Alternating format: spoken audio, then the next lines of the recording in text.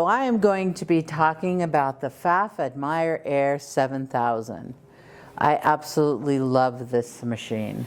So the Pfaff Admire Air 7000 is a 5-thread machine, which means it will do 2-thread, 3-thread, 4-thread, but it'll also do the 5th thread, which is your chain stitch and your cover hem stitches. And what is so nice about this is not only is it because it's a 5-thread and it's gorgeous, but it is an extremely stable serger. So the base on this is so solidly built that when you run full blast, like one likes to do on a serger, this machine does not move. So that is one of the things that impressed me the most. It just is stable, stable, stable. But let's talk about some of the features. So first of all, it does come with a free arm, which is very unusual in a serger. So if I want to do collars, cuffs, hems, pocketbooks, anything in a circular format or a tight squeeze, I do have the cover hem.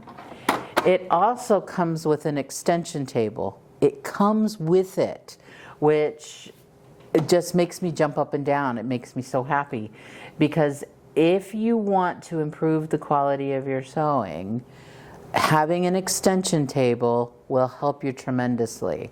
So what it does is it takes the weight off, so it's no longer pulling on your fabric. So it allows your serger, your Admire Air 7000, to do its job. Plus, I know I don't have one here, but it has little holes across the top of it and a stick pin, so you can do curves and circles and all of that. It is such a wonderful addition, and it, like I said, it comes with it, and it just made me so happy.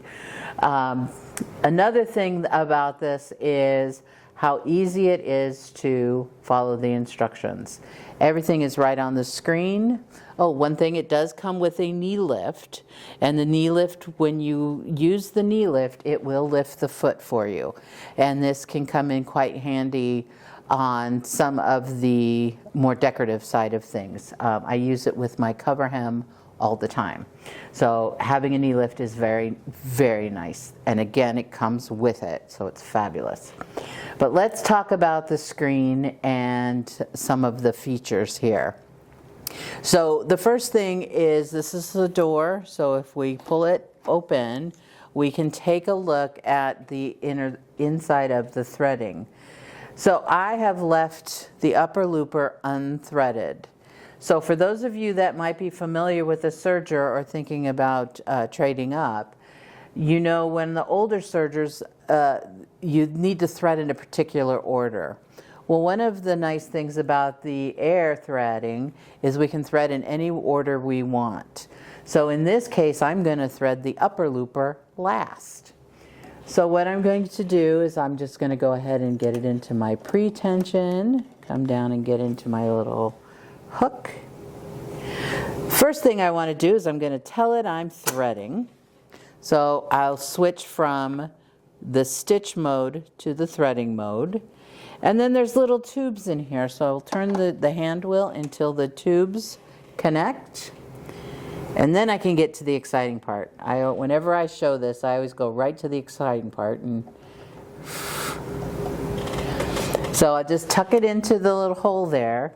And this is a one touch. It's just, and there's the thread. It just shot it right through. It's all set. So we'll just set this back to sewing or serging, and I'm ready to go. Okay. But Miss Mickey, how do I know which threads to thread? Well, let me show you. On this wonderful screen here, on the door here, we have tweezers, and they can live right up here. We also have a little hook here for scissors or thread snips. We'll keep them in here for you.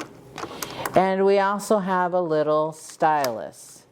And so this is a touch screen here. The first thing is the very top if you touch that little down arrow, you can see the list of stitches. And once again, oops, I got too click happy.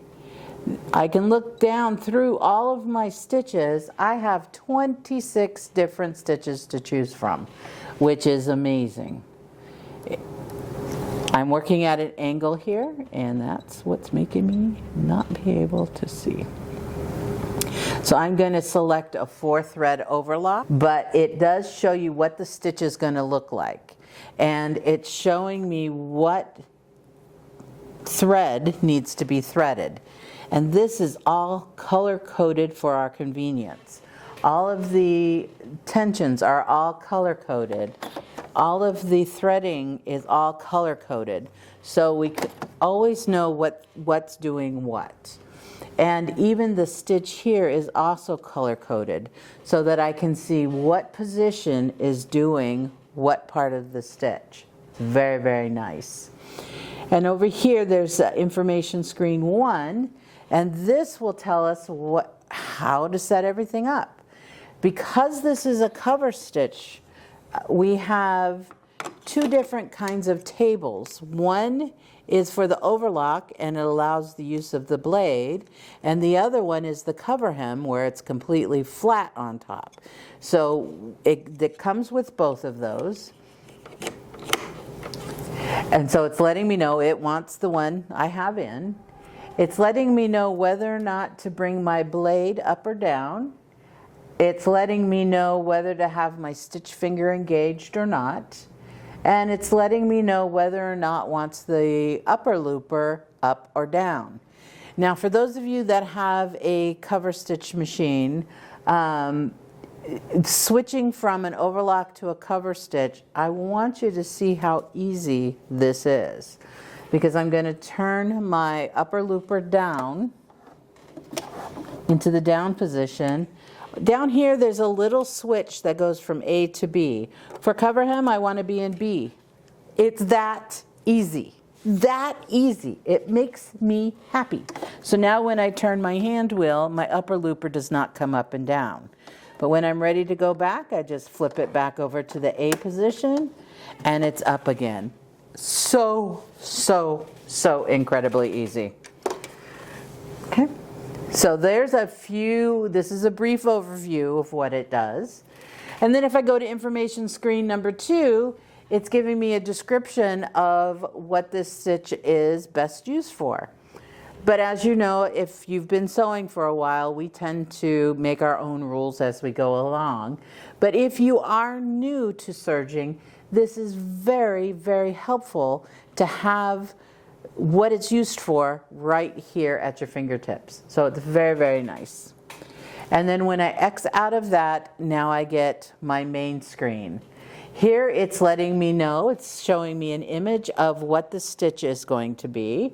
It's recommending a needle size. Here is our needle positions, and it's showing us where to put the 2 needles. This is going to be my stitched width, and it's going to be set at 6.5, but it's this little gray wheel right here. This is your speed control. So not only can I control the speed with my foot pedal, but I can turn it way down if I'm a little nervous, or I can crank it way up if I like to surge like crazy. This center one is your differential feed. Now, differential feed is very important when it comes to a serger. And what differential feed is on a normal sewing machine, you have feed teeth, and they'll feed your fabric through. Everything's poking up so it looks like we have multiple feed teeth, but the base of it is 1. With a serger, we have 2. So there's 2 of them. And one of them can run at a different speed than the other one. One always stays consistent, and one we can adjust. And that's what the differential feed does. Why do I need differential feed? So if you've ever worked with a knit, for instance, on a sewing machine, and you've tried to sew it, it can bubble and rimple on the back. Well, we can adjust our differential feed so that the first set of feed teeth is moving a little faster, and so it's kind of squishing that knit in a little bit as it goes. So by the time it comes out of the back of the needle, it is perfectly flat. And the same thing can work the other way. Differential feed is really helpful if we're going to do gathering or ruffling or anything like that. Having that differential feed is crucial to having a serger, because there's so much that we can do with it, and so much that it can protect us from when it comes to serging fabrics. And then the last thing here is your stitch length, and we can change that if we want a bigger stitch length or a smaller stitch length, just like we can on a sewing machine. And then this little icon here is the universal tension icon. So it's going to automatically set my tensions, but again, once you get comfortable with the serger, you start fiddling with stuff and playing with stuff. So you can have the freedom to say, I want you to pick it for me, or I want to pick it myself. And I know for those of you that are new to serging, believe me, you will get there, and we all get there. Another thing that is so fabulous about this particular serger is I have the ability to save stitches. So for instance, I was talking about gathering. So if I were to pull out a gathering foot, there's instructions that says set your differential to this, set your stitch length to that, set this to this. And once I do that, I can save that as a gathering stitch. So now I don't have to pull that out anymore. Anytime I want to pop on my gathering foot, I can go right to my gathering stitch and everything's already set for me. And not only that, but I personally have a gathering light, a gathering medium, and a gathering heavy. So if I want little gathers or if I want super tight gathers, I have it all set up for all three. So it's very, very convenient to be able to save stitches that you know and love, and just have them at your fingertips. We also have the information screen. So you get in here and you're going, well, wait, I forgot to set something up. There is an information, the little I here stands for information, and if I were to touch that, it's going to bring up that original information window again. So I can always reference back if I think I've skipped a step or I want to double check something, it's all right there. And then I have a settings, which is just above it. I can change the sounds, I can change the language, and I can calibrate the screen if at any time I feel like it's a little off kilter. And then of course I can delete stitches. There's a delete key so that I can delete stitches. So I've got save stitches, I've got to recall stitches, and then I've got delete stitches. So it is really an amazing serger. So let's take a look and see how it's going to stitch. So I'm going to go and change my position here so that we can stitch. Now one nice thing too is about a serger is that once it's done threading, we need the thread tension, the foot up to open the tensions so that our thread will fit into the tensions. But once we're done with the serger, the foot can live down until I thread it again, because it's designed for efficiency. I just lift up the foot and I can slide it right in there. And I'm just going to lift the foot and slide it right in there and give it. And one thing that is great, this base is so solid. I personally have 2 speeds with the serger, and that's off and full blast. Whether you're a quilter, crafter, clothier, etc. So once again, this is the Pfaff Admire Air 7000.